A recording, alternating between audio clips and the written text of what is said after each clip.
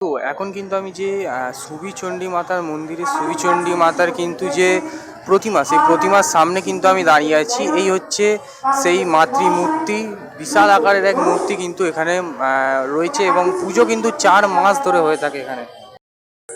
তো এই প্রতিমা কিন্তু বিগত 4 মাস ধরে এই মণ্ডপে মানে এই মন্দিরেই কিন্তু পূজিত হয়ে আসছে এবং আজকে 8ই আগস্ট এবং 16ই আগস্ট কিন্তু এই মূর্তি সমেত আমাদের হাওড়ার যে রামরাজাতলার রাম প্রতিমা এবং বাক্সারের নবনারী ঠাকুরও কিন্তু একসাথে বিসর্জন হবে।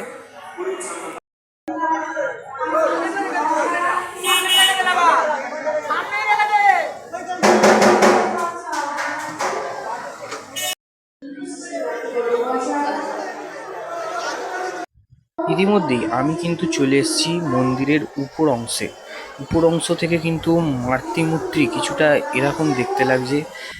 এখানে কিন্তু ভিড় কিন্তু খুব তাড়াতাড়ি বেড়ে উঠছে, ভিড় কিন্তু প্রচুর পরিমাণের বাড়ছে এবং আজকে যেহেতু মায়ের শীতল ভোগ এবং বিশেষ আরতি, যার কারণেই কিন্তু আজকে এতটা ভিড়। এবং আমি কিন্তু এখন মন্দিরের ভেতরটা মানে যেখানে গর্ভগৃহ, যেখানে কিন্তু মাতৃ প্রতিমা সেটা কিন্তু রয়েছে, সেটার মধ্যে আমি এসেছি। এখানে কিন্তু আরতি চালু হয়ে গেছে এবং দেখতে থাকো পুরো ভিডিওটা।